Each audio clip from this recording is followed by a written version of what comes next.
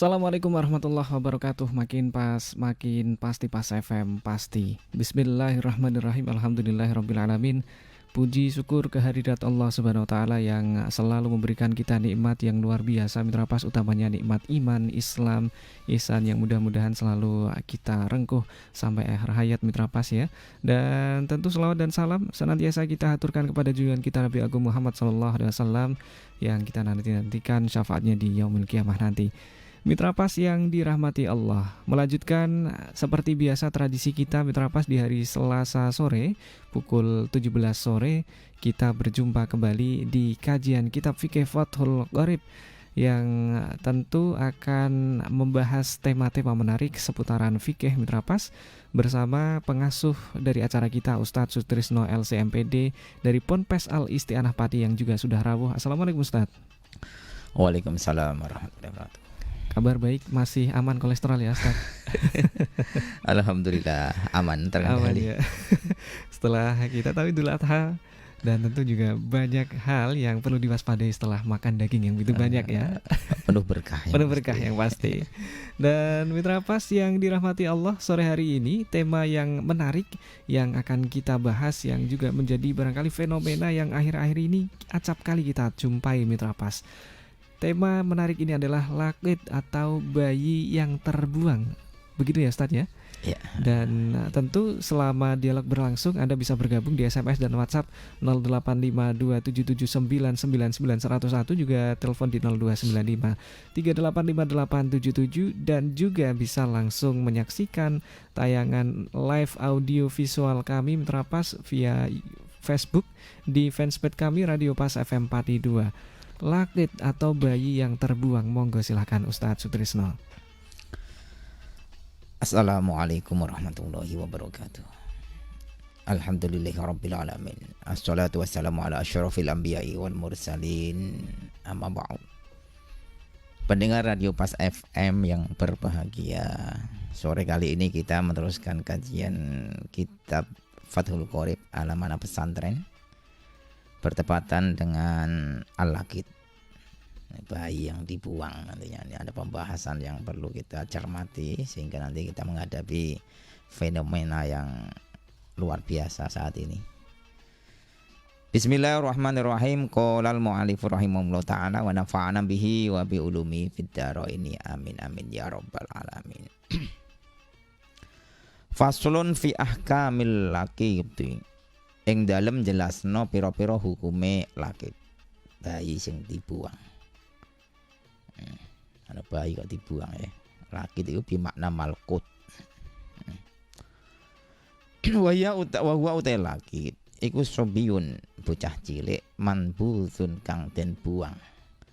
La kafila ora ana kafil sing rumat iku maujud lahu keduwe lakit min abin bayane sangka bapak au jaddin utawa mbah auma utawa wong yakumu kang jumenengi apa maqamahu ma ing kedudukane abin au jaddin, mbok ibu mbok saudara, intine sudah enggak ada yang napa sing rumat cucu bayi dibuang ya.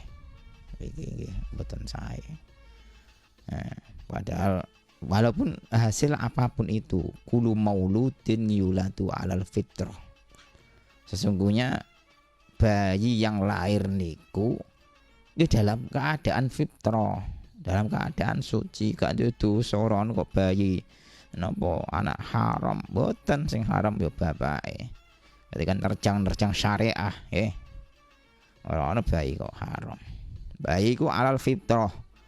Jadi kulu mauludin niku setiap bayi yang lahir dalam keadaan yulatu alal fitrah niku dirumat. Jadi ketika melakukan sesuatu kudu berani bertanggung jawab. Aja sampai ndadekake putra niku sing ora ndadekake malah ndongake wong tuane. Nek bayi dalam keadaan fitrah mau fa'abawahu yahudanihi au yumajjisanihi au yunassiranihi. Nah, tergantung wong tua loro nek mau. Bayi ini dalam keadaan wong sing sugih, wong melarat, wong berandengah, itu tergantung wong tuane. didadekno Yahudi utawa Nasrani, didadekno Majusi atau Islami, tergantung karek wong tua loro nih. Nah, padahal napa hadis Nabi yang jelas niku ketika ana waladin sholihin yad'u lahu, jadi ulu amalin, amal sing ing kotoane iku kecuali telu termasuk napa waladun sholihun yad'u lahu. Jadi putra sing soleh sing iso ndongaake, maksud jariyah sing mengalir terus iku mau. Bagian anak sing soleh malah dibuang. Dan ana kejadian semacam ini ku pripun? Wayul haqu bisobi kama qala ba'duhum al majnun al balik. Di padaan karo sobi napa sing manbut mau ya termasuk napa majnun. Wa idza wujida lan ing dalem nalikan den temu sapa laki yutun bayi sing dibuang bi makna malkut. Lawan arti isim maf'ul malkut sing dibuang. Jadi isim fa'il sing bi makna maf'ul. Bi qari'ati tariqi ing dalem napa tengah dalan. Fa akhdhuhu mongko utawi ngalap lakit atau malkut minha sangka qari'atut tariq wa tarbiyatuhu lan didik napa lakit wa kafalatuhu lan nanggung lakit iku wajibatun wajib. Oleh wajib mau alal kifayati ing atase fardhu kifayah. Ngoten nggih. Jadi ketika ana bayi dibuang sampah naudzubillah min dzalik nggih. Buang ning dalan, wong tuane wis ora gelem tanggung jawab. Lah ketika ana wong ngerti, satu kampung geger rame. Lah hukume wajib kifayah. Dijupuk, ditarbiyah, dididik, dicukupi. Hukume napa fardhu wajibul kifayah. Ngoten nggih. Ya wajib dipun anu. Faida iltaqata mongko ing dalem nalikane ngrumathu ing lakit sapa ba'dun sebagian ne menungso miman bayane sangka wong huwa kang utawi man iku ahlun ahli li hadanatil lakiti maring napa ngrumat utawa ngreksa lakit. Ya sakota mengko gugur apa al ismu dosa alal anil baqi ing atase sekarine. Lah nek wis di rumat salah setunggalane penapa masyarakat sing ana ning kono. Tapi sing ngrumat miman huwa ahlun. Sing ngrumat kudune wong sing ahli li hadanatil laqit. Sing ngrumat ya bener-bener dekne iso njaga. Ora angger-anggeran dijupuk terus di apa ora direksa anake bayi nek mau nggih. Lah ya fardhu kifayah sama seperti napa mandikan napa ngrumat mayit masuk kabeh niku nggih. Fa illam yaltaqit mongko lamun ora ngrumat hu ing lakit sapa ahadun wong suwiji aslima mongko dosa sapa aljami'u sekabehane menungso sak daerah mau sak napa sak desa diumbarno nganggur diumbarno bocah cilik wis ben matilah dosa kabeh sak masyarakat ning kono iku mau.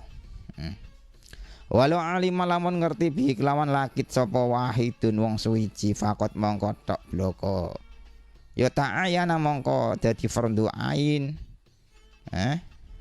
Fa ta'ayana mongko dadi fardhu ain apa ngrumate mau alihi ing atase wahid. Ngoten nggih. Lah ketika napa sing ngerti wong siji tok liyane belas kok ana sing ngerti wae dalam keadaan sepi mbah piye. Pokoke gelem ra gelem dekne kudu napa ngrumat kudu dijupuk. Dadi fardune fardhu ain. Mboten fardhu kifayah maneh. Ngoten nggih.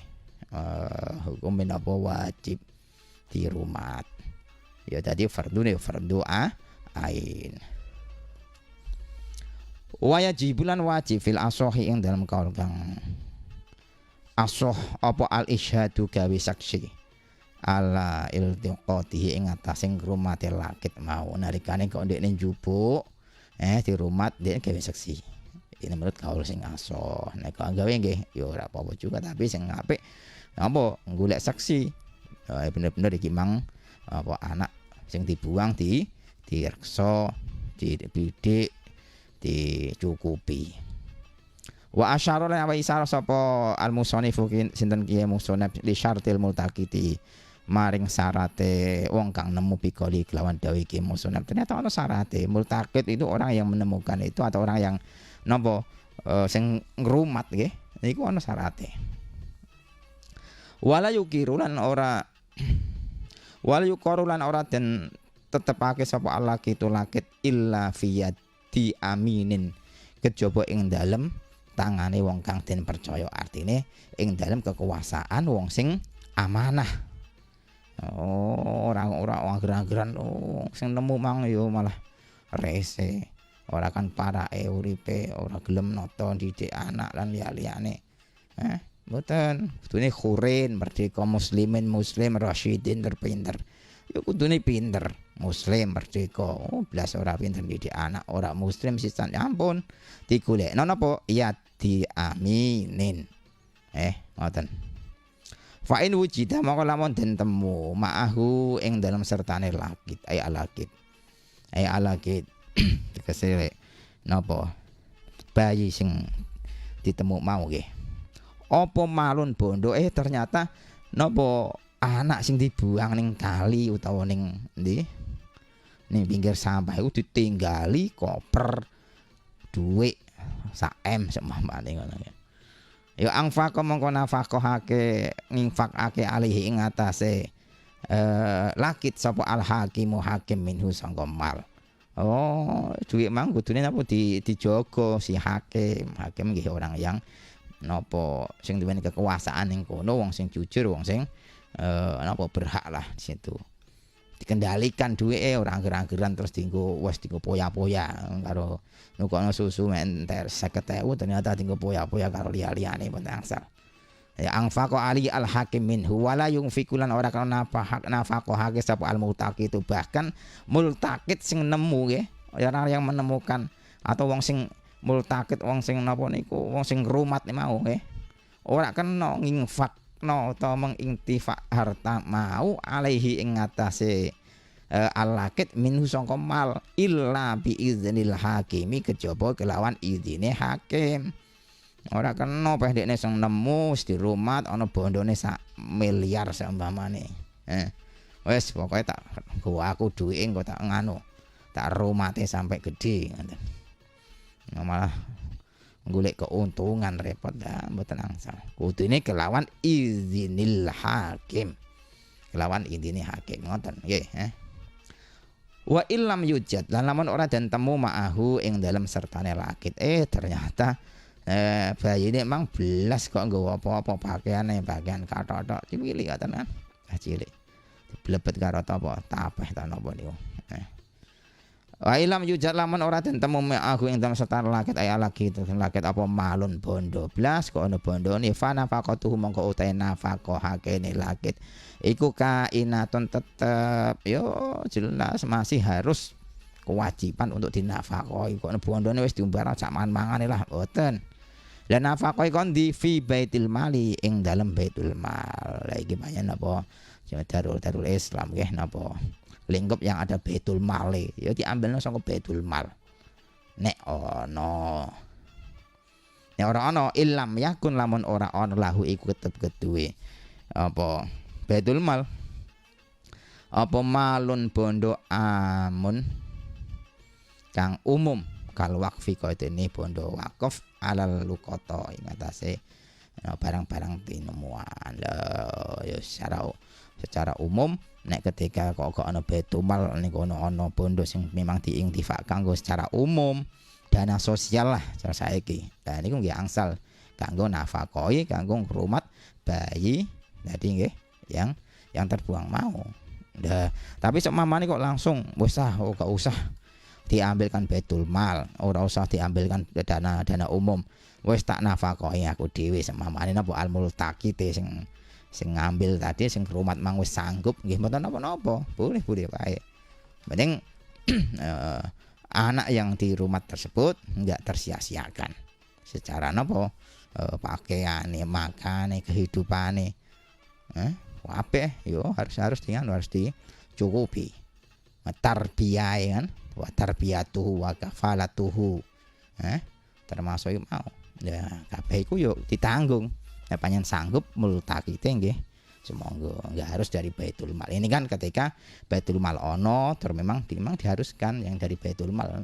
Dari Baitul Mal nggih kanggo membantu sing kekurangan tersebut. Nah, ini secara singkat untuk yang tentang multakit, tentang lakit ya. Bisa kita komunikasikan karena juga waktunya terbatas. Iya. Mitra Pas yang dirahmati Allah, monggo silahkan untuk Anda yang ingin mengeluarkan unek-unek atau pertanyaan di sore hari ini terkait tema yang kita bahas, bisa masuk di WhatsApp maupun SMS 085277999101, juga telepon di 0295385877. Ada yang sudah bergabung nampaknya di ujung telepon sana. Halo, assalamualaikum. Waalaikumsalam. Ya, dari Mas Udin. Ya, monggo silakan. Mas Udin Juwana ya?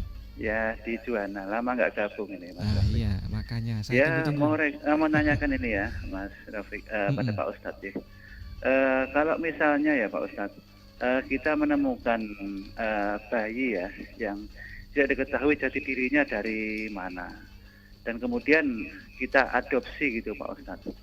Nah, ini bagaimana hukumnya kalau misalnya bayi ini besar dan mendoakan kita, maksudnya mendoakan orang tuanya?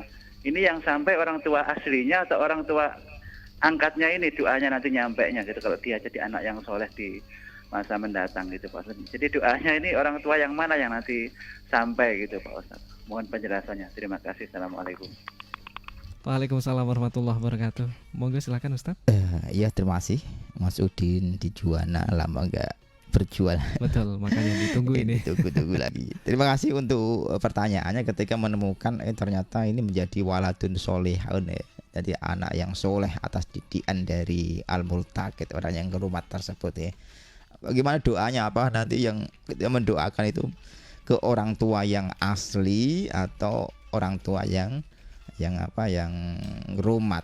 Nah, kalau doa itu kan dia mendoakan ketika ditakyin siapapun itu, maka dia akan sampai. Takyin itu dituju kemana kan gitu.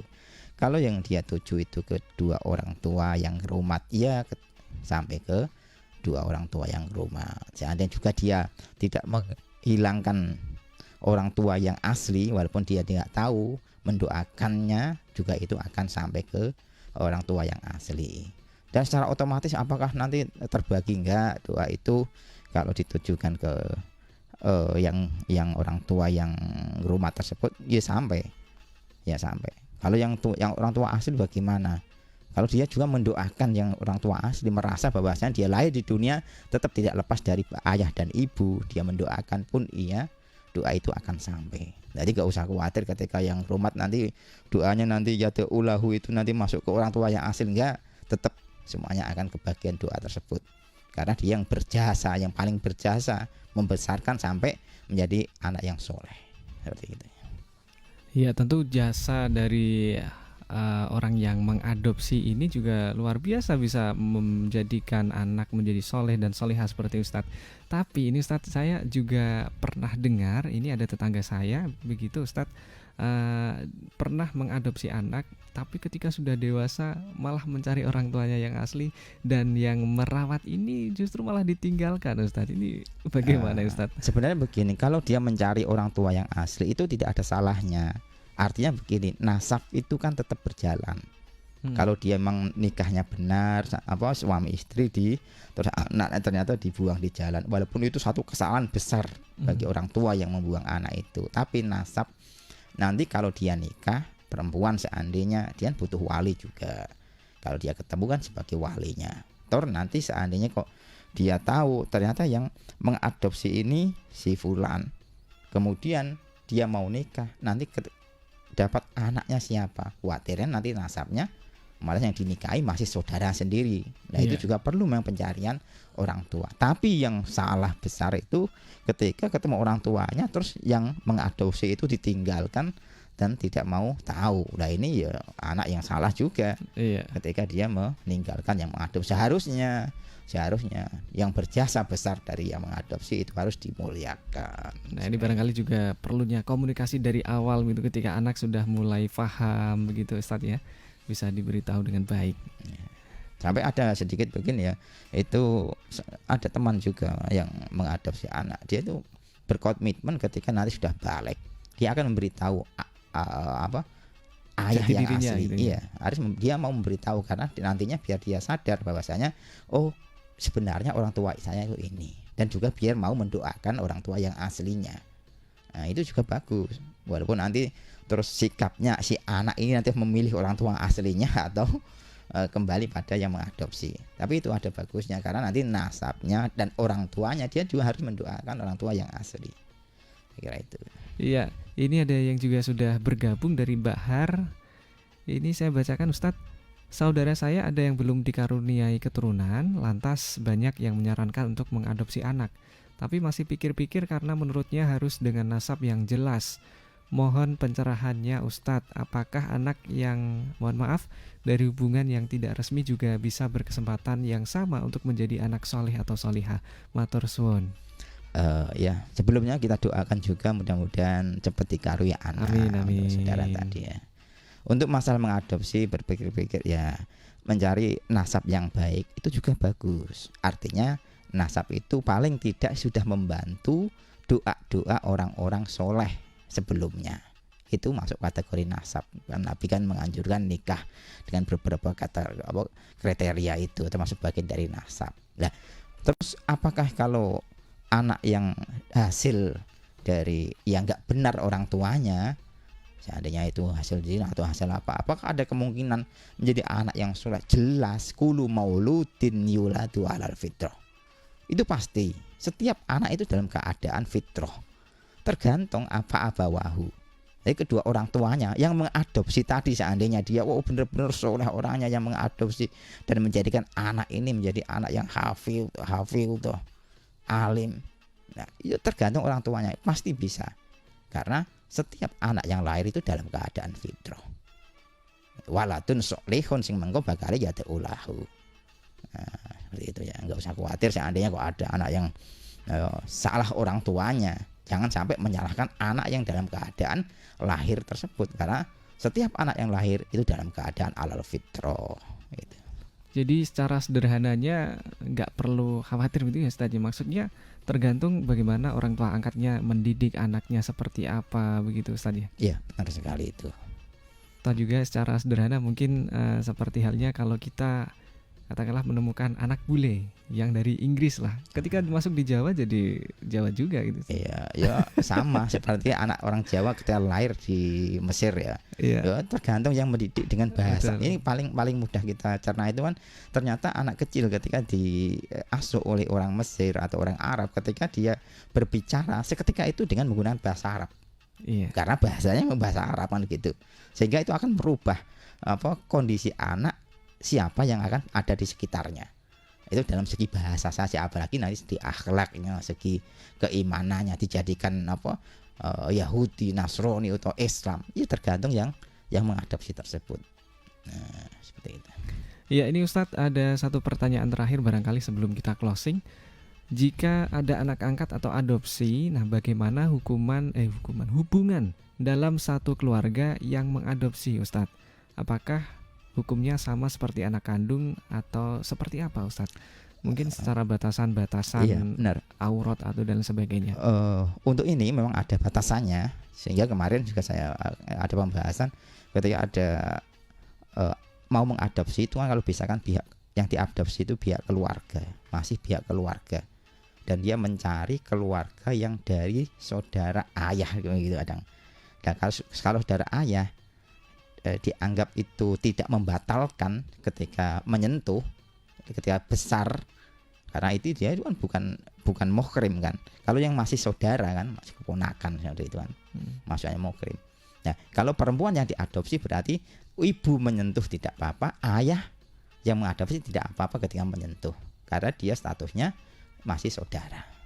Kalau seandainya yang diadopsi itu yang laki-laki, ya dicarikan yang saudaranya ibu, yang masih keponakan ibu. Ketika nanti laki-laki bersentuhan dengan ayah jelas nggak batal, yang perempuan karena dia sama-sama sama saudara masih tidak membatalkan.